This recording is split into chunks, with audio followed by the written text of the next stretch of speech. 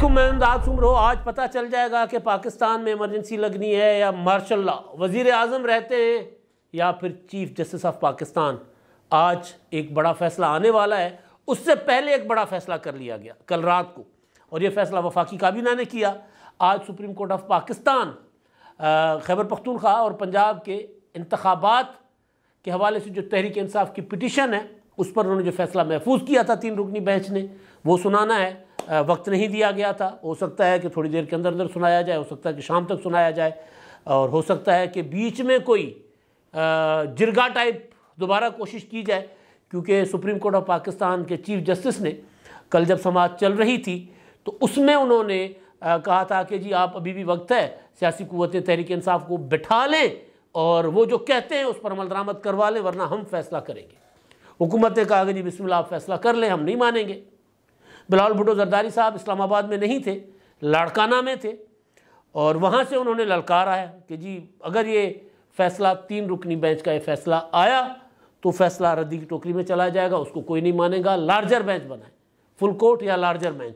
Larger bench का हवाला इसलिए दिया जा रहा है कि जिन जज साहिबान पर एतराज़ात तहफ़्फ़ुज़ात हैं वो जज साहिबान जो हैं उनको निकाल कर फिर बेंच बनाया जाए।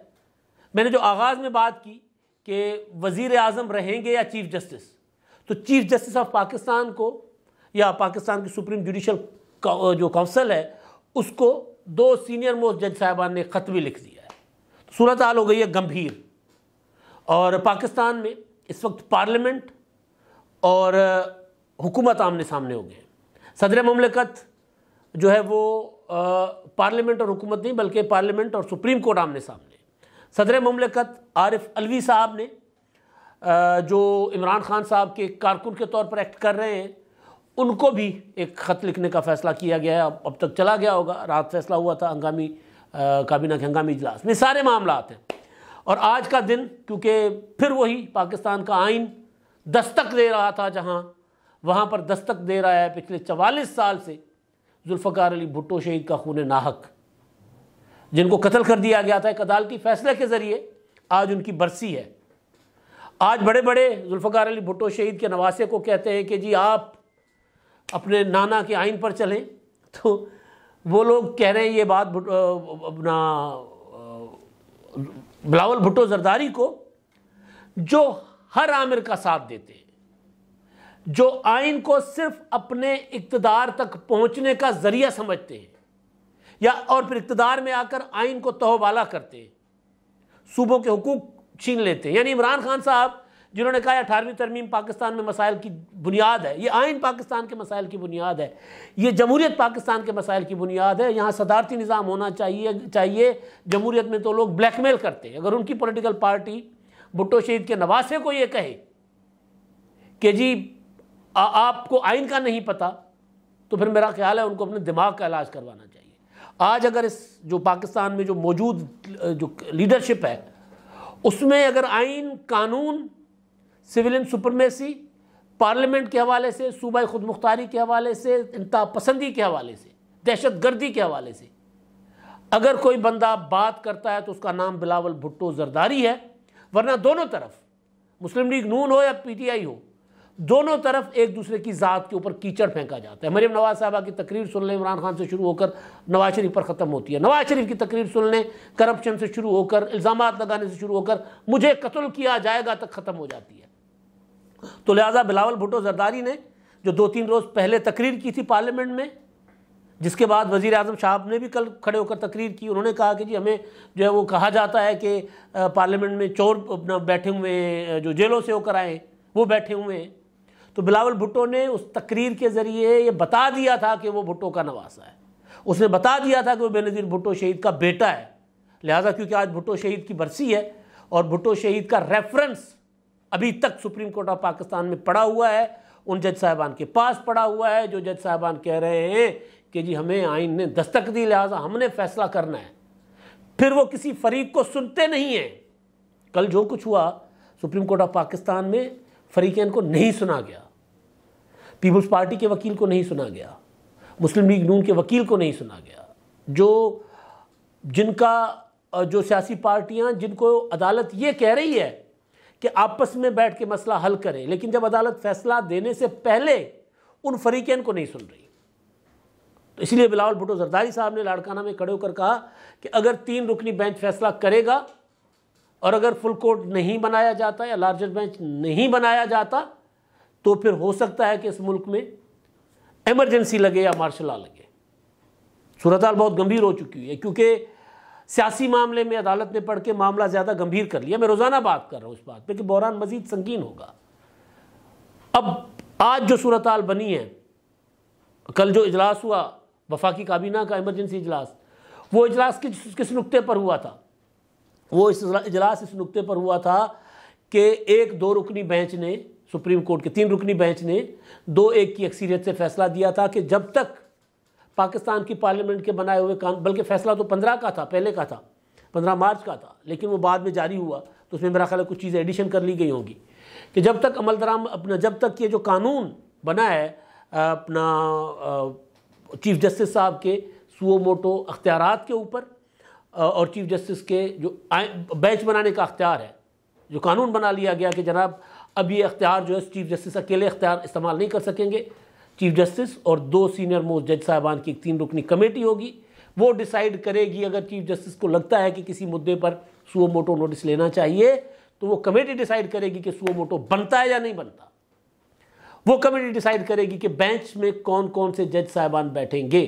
तो उस पर फैसला सुनाया गया काजी फैसल साहब ने और एक और जज साहब जस्टिस अमीनुद्दीन खान साहब ने 2-1 की अक्सरियत से। और उसमें यह था कि जब तक ये कानून पर अमल दरामद नहीं शुरू हो जाता, क्योंकि अब कानून अभी सदर साहब के पास गया हुआ है, सदर साहब ने अपने ना यूँ आलती पालती मार के ना अपने नीचे रख के ना किसी बई खाने की तरह रख दिया हुआ है, जैसे बंदा पुराने ज़माने में कोई डॉक्यूमेंट्स कागजात दस्तावेजात नहीं दबा कर बैठ जाते थे गोडे के नीचे, ऐसे सदर साहब बैठ गए हुए आलती पालती मार के। तो जब तक कहा गया कि जब तक ये कानून नहीं बनता तब तक सुओ मोटो यानी 184(3) के तहत जो जितने भी मुकदमात हैं, सुओ मोटो अख्तियारात के तहत जो मुकदमात चल रहे हैं वो रोक दिए जाएँ। उस पर सुप्रीम कोर्ट के रजिस्ट्रार ने, चीफ जस्टिस ने कल कहा कि जी सुप्रीम कोर्ट के रजिस्ट्रार ने हमारे कहने पे ये किया है। सुप्रीम कोर्ट के रजिस्ट्रार ने फिर 31 मार्च को एक लेटर जारी किया, सर्कुलर जारी किया कि ये फैसला काबिल अमल नहीं है, जो मुकदमात हैं चल रहे हैं वो चलते रहेंगे। तो उसके ऊपर कल खत लिखा है चीफ जस्टिस अपना जस्टिस काजी फायज़ साहब ने काबीना डिवीजन को, और उसके अलावा दूसरा जो है वो दूसरी डिवीजन जो अपना इस्टेब्लिशमेंट डिवीजन को, और एक ख़त उन्होंने चीफ जस्टिस साहब को और रजिस्ट्रार सुप्रीम कोर्ट को इशरत अली साहब को लिखा कि जनाब आप घर छोड़ें, अपना ओहदा छोड़ें, यहाँ से निकलें, सुप्रीम कोर्ट से जाएं, क्योंकि आपने बहुत गलत काम किए हुए हैं। और एक ऑर्डर जो है सुप्रीम कोर्ट का, उसको चीफ जस्टिस जो है वो इंतज़ामी ऑर्डर के ज़रिए उस पर अमल दरामद नहीं रोक सकते, तो आप कौन होते रोकने वाले, लिहाजा आप जाएँ यहाँ से। और फिर ख़त लिखा वफाकी हुकूमत को, इस्टेब्लिशमेंट डिवीजन और अपना सेक्रेटरी अपना काबीना डिवीजन को कि जिनको वापस बुलाएं। तो वज़ीर आज़म साहब ने कल काबीना का इजलास बुलाया और उसमें फ़ैसला हुआ कि हम इसको वापस बुला लेते हैं।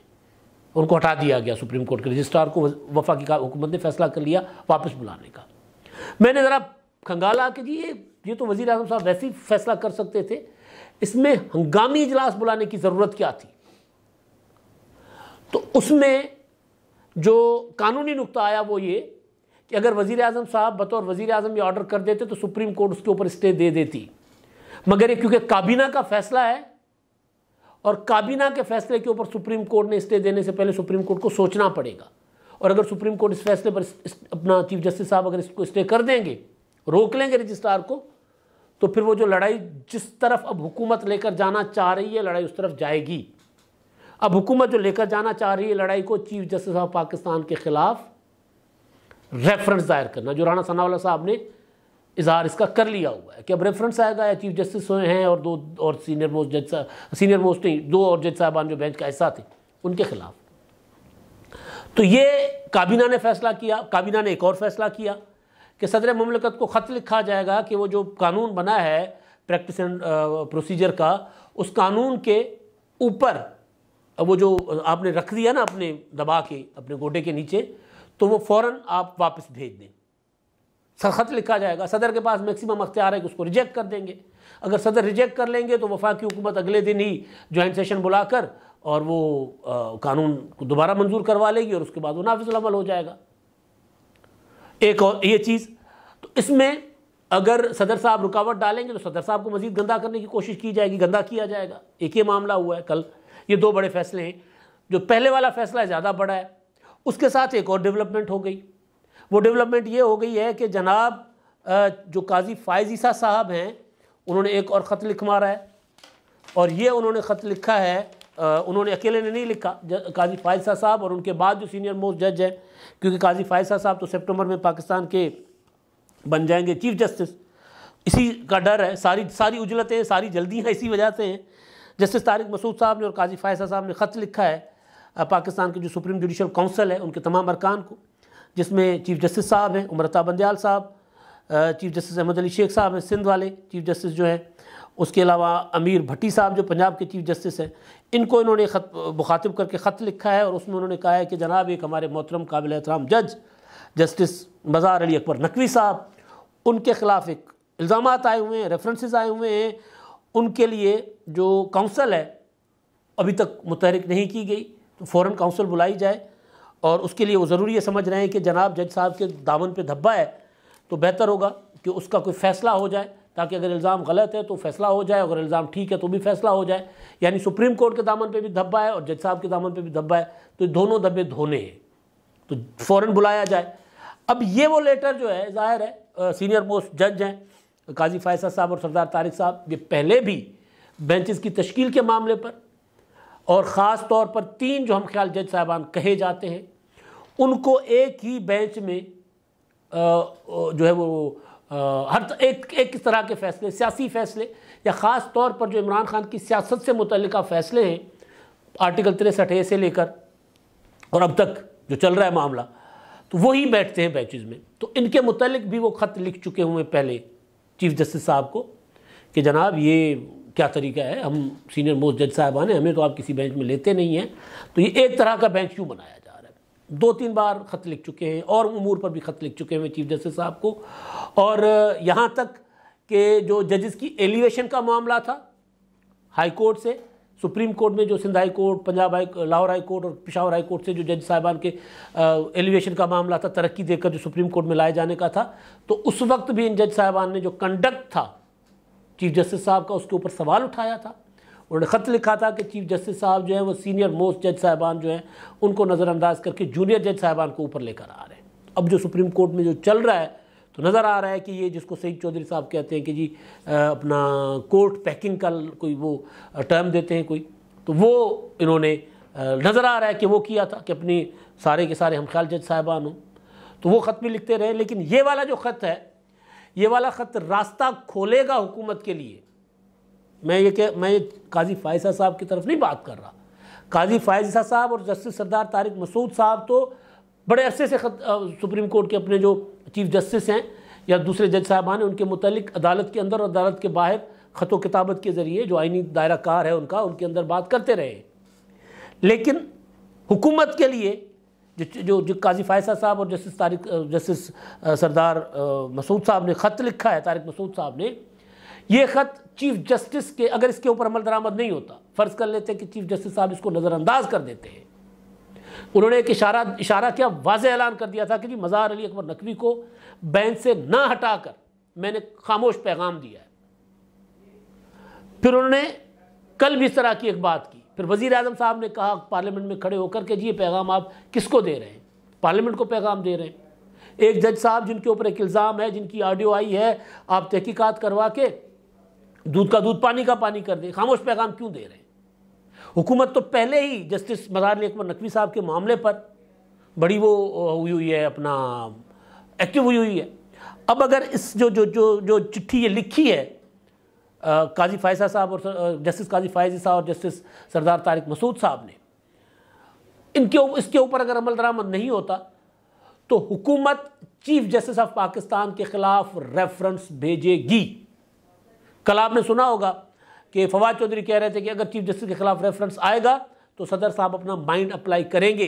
ये वही सदर है जो मिट्टी के मादू बने हुए थे, कठपुतली बने हुए थे। जस्टिस काजी फायज ईसा के खिलाफ जब रेफरेंस आया था तो माइंड अप्लाई किए बगैर भेज दिया और बाद में कहते रहे कि जी मैंने तो माइंड अप्लाई नहीं किया था, जैसे आया था मैंने वैसे भेज दिया था। तो कहानी जो है वो बड़ी संगीन हो गई है, कहानी नहीं है, अलमिया है। एक और अलमिया जन्म देने जा रहा है। आज भुट्टो शहीद की बरसी है और बिलावल भुट्टो ने कहा था कि ये मेरे नाना की, भुट्टो शहीद की, कायदे अवाम की क्राइम सीन है सुप्रीम कोर्ट ऑफ पाकिस्तान। तो आज सुप्रीम कोर्ट ऑफ पाकिस्तान से जो फैसला आएगा, हुकूमत उसको तस्लीम करने से इनकारी है, एडवांस में इनकार कर दिया। क्योंकि कल पीपल्स पार्टी और मुस्लिम लीग नून को सुना ही नहीं गया, असद उमर को बुला के सुना गया कि जी आए आप ज़रा बताएं ना हमें किस तरह हो सकता है। फिर ये कि आर्गूमेंट्स जो हैं वो कायरा साहब से मेरी बात हुई, वो उन्होंने प्रेस कॉन्फ्रेंस भी की थी, उन्होंने कहा था कि आर्गूमेंट्स जज साहिबान दे रहे थे पीटीआई की तरफ से, यानी बता रहे थे कि जी वकील को कि जी फ़लाँ चीज़ पढ़े, फ़लाँ चीज़ पढ़े। तो सूरत हाल ये है कि हुकूमत डिसाइड कर चुकी हुई है कल रात के इजलास में कि फ़ैसले पर अमल दरामद नहीं होगा। और अगर फ़ैसले पर अमल दरामद नहीं होगा तो फ़र्ज़ कर लेते हैं कि वज़ीर आज़म को उन्होंने नाअहल कर दिया, तो फ़र्ज़ कर लेते हैं कि इन्होंने जो अदालत ने इंतखाबात की तारीख दे दी, तो हुकूमत चली जाएगी रिव्यू में। तो रिव्यू पर मामला चलते चलते भी काफ़ी टाइम लग जाएगा, तब तक कानून जो है वो बन जाएगा। वो जो सदर साहब ने ना गोडे के नीचे दबा कर बैठ गए, वो तब तक कानून नाफिजुल अमल हो चुका होगा। जब वो कानून नाफिजुल अमल होगा तो उस वक्त रिव्यू आएगा और रिव्यू में फिर बेंच बनाने का अख्तियार चीफ जस्टिस काजी फायज ईसा, जस्टिस तारिक मसूद साहब के पास होगा। तो फिर वो अपनी मर्ज़ी का बेंच बनाएंगे। तो फिर क्या होगा, लड़ाई मज़ीद और आगे जाएगी। और जो अगर दूसरा जो ऑप्शन है कि सुप्रीम कोर्ट जो है वो कह दे कि जनाब तौहीन अदालत की है हुकूमत ने, वज़ीर आज़म ने, और तौहीन अदालत के मुर्तकिब हुए हैं, और तौहीन अदालत के मुर्तकिब हुए हैं तो यूसुफ रज़ा गिलानी की तरह नाअहल कर दिए जाएंगे। अगर उनको नाअहल कर दिया जाएगा तो फिर पार्लियामेंट उस फैसले के ख़िलाफ़ स्टैंड लेगी। लड़ाई बढ़ रही है, लड़ाई थम नहीं रही। लड़ाई सिर्फ एक सूरत थमेगी कि सुप्रीम कोर्ट इस मामले से अपने आप को बाहर निकाल ले। जितना सुप्रीम कोर्ट इस मामले के अंदर घुसेगी उतनी ये लड़ाई शदीद होगी, बहरान उतना संगीन होगा। ये मैं बात आज नहीं कर रहा, ये मामला तो इतना आगे आया भी नहीं था। मैं आर्टिकल 63A की तशरीह के टाइम से कह रहा हूँ कि सुप्रीम कोर्ट ने इन मामलात में इन्वॉल्व होकर, मुदाखलत करके एक बड़े बहरान को जन्म दिया है। और ये बहरान सियासी तो है ही, यह अदालती बहरान भी बन चुका हुआ है। अब तक के लिए इतना ही। अल्लाह हाफ़िज़।